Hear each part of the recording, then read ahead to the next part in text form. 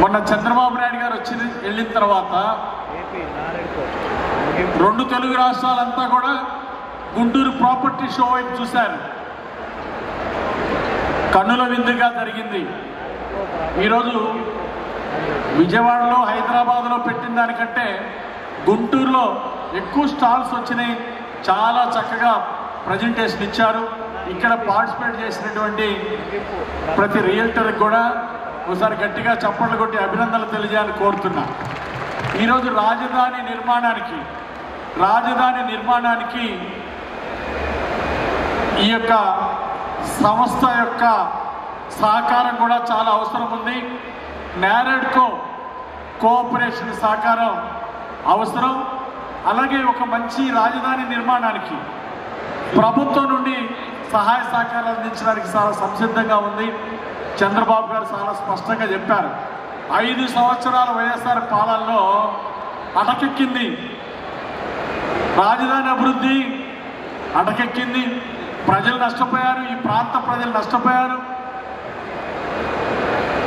Property value తగ్గిపోయింది, రాజధాని అభివృద్ధి శూన్యమైపోయింది.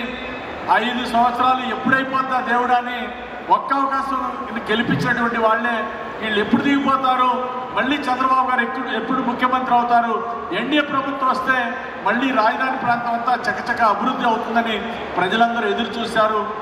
అందుకే 93% ఎమ్మెల్యేలని ఎన్డీఏ ఎమ్మెల్యేలు గెలిపించారు రాజధాని అభివృద్ధి కోసం, అలాగే మంచి నగర నిర్మాణం కోసం. ఖచ్చితంగా ప్రభుత్వం మీద వచ్చినటువంటి నమ్మకాన్ని నిలబెట్టుకుంటాం.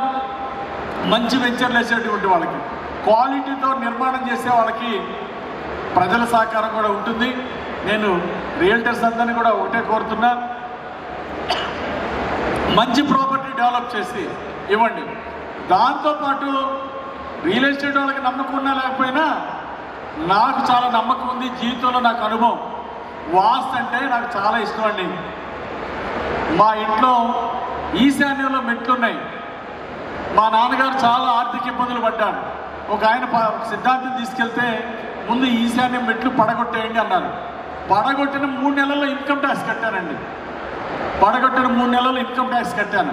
అందుకే నేను ఈ అసోసియేషన్ ప్రెసిడెంట్ గారిని, చైర్మన్ గారు అందరినీ కోరుతున్నా, ఈ అసోసియేషన్ అందరినీ కూడా ప్రతి బిల్డింగ్ కూడా, ప్రతి రూమ్ కూడా, room to room apartment building కానీ ఇండిపెండెంట్ కన్స్ట్రక్షన్ కూడా అన్నీ కూడా వాస్తు ప్రకారం నిర్మాణం చేయండి.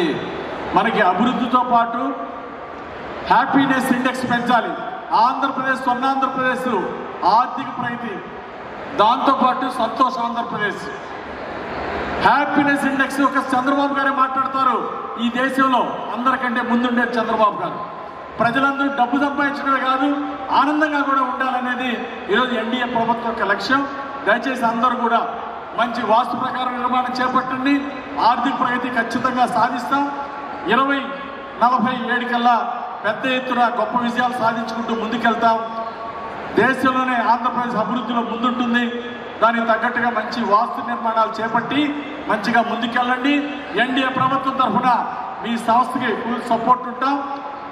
పెద్ద పెద్ద బిల్డింగ్స్, హై స్టోరేజ్ బిల్డింగ్స్ కూడా నిర్మించాలని కోరుకుంటూ మా అందరి సపోర్టు, సహకారం ఉంటుందని తెలియజేస్తూ సెలవు తీసుకుంటున్నాను.